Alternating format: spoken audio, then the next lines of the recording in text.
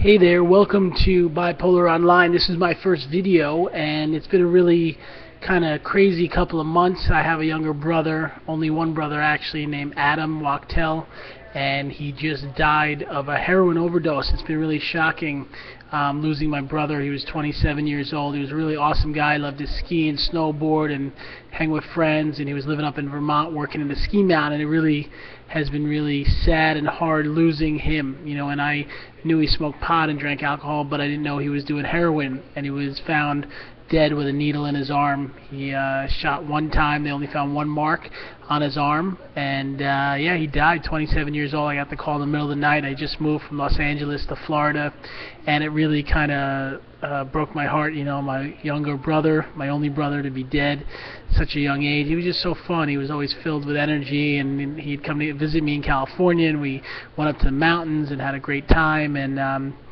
he was planning on moving here to Florida right near where I lived in just a couple weeks, so unfortunately his death took him not only away from my life, recently, but also forever, and it would have been so nice to have him here in Florida. My mom just moved here with my stepdad and my little sister, and he would have lived here too, so it's really hard when you love someone and they have, addiction issues. He might have had bipolar disorder as well, though he wasn't ever willing to be properly diagnosed. And yeah, his addiction got him, man. And I've been working down here in Delray Beach, which some call the recovery capital of the world.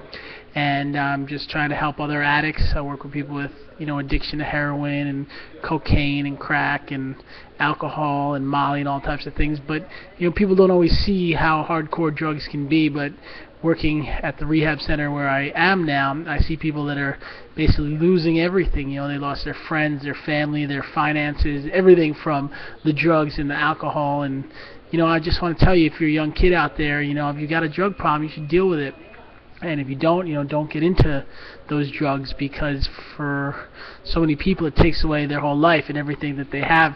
I've been kind of lucky. I was diagnosed with bipolar disorder at age 17, actually at age 15, and it took until I was about 17 until I got stable. I spent 2 years in and out of psychiatric hospitals. I was at 5 different psych hospitals, and life was really bad. I was hallucinating at some points. I was paranoid. I had delusions.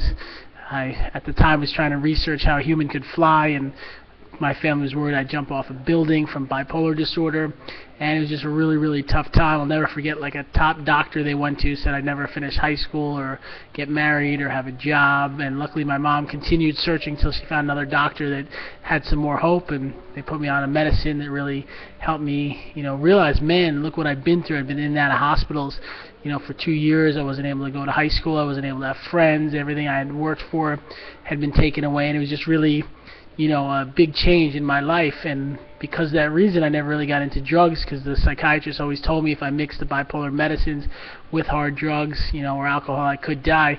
So maybe I'm kind of blessed in a way that I, knew I couldn't really do drugs, and that if I did, I would possibly lose my life. So I never really became a huge addict like my brother, but I did have my own challenge with the bipolar disorder, which I still work on to this day. I've been educating all over the country about bipolar at different organizations and schools, and even had a really cool thing. The singer Demi Lovato read a book that I wrote that came out and gave some public praise for it, and got to do a lot of things. Dr. Drew Pinsky and I did an educational tour talking to college students about bipolar, and I've been very lucky, man, to use my life as a way to help other people, and to tell those of you that have mental illness or addiction that there is hope for you, and you don't have to die, and if you do the right thing, you can rebuild your life. And one of the scary things is, a bipolar disorder, they say 1 in 5 people, that's 20% of all of us with bipolar, will successfully commit suicide in our lifetimes. That's just a crazy, horrible statistic that we have to work on. I'm trying so hard to change it.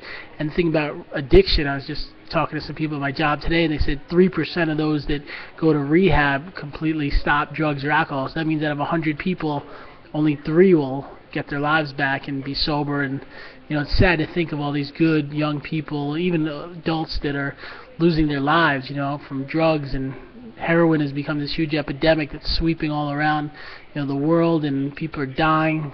Philip Seymour Hoffman died. A few weeks later, my little brother died, and then I hear all these stories of so many people out there, dying from heroin, and it's just really, really sad. So maybe these videos I make here on my channel, we can kind of come together and encourage each other and maybe put out some positive energy, because this has been a tough time in our world. The economy's been kind of crazy, and I think we got to come together, as a people to rebuild this place. And I'm happy to admit that I have mental illness, but I'm successful in my life, and I want to just say that you can rebuild your life, whatever you go through. And if you have bipolar disorder, you're not alone.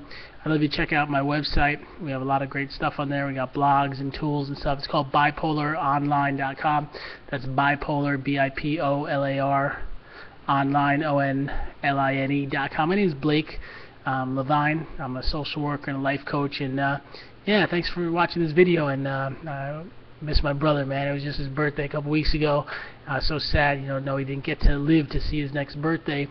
But that day I went in and I worked at the recovery center with people with addiction, and I opened up to them that it was hard for me because my brother died and it would have been his birthday, but I felt like it was good to go in there. And I ran groups for people with addiction, and someone said something real nice. He said, Blake, your brother should, if he were alive, he'd be very proud of you, know that you're going out there and helping other people with addiction, and even on this day that you're sad that you lost your brother, you came in here to help others. So maybe that's the spirit. When something gets hard or difficult, instead of giving up or giving in or getting weak, maybe we can come together and help each other. So thanks so much for watching this video. If you want to subscribe, check out the other videos, and check out bipolaronline.com. Thanks a lot.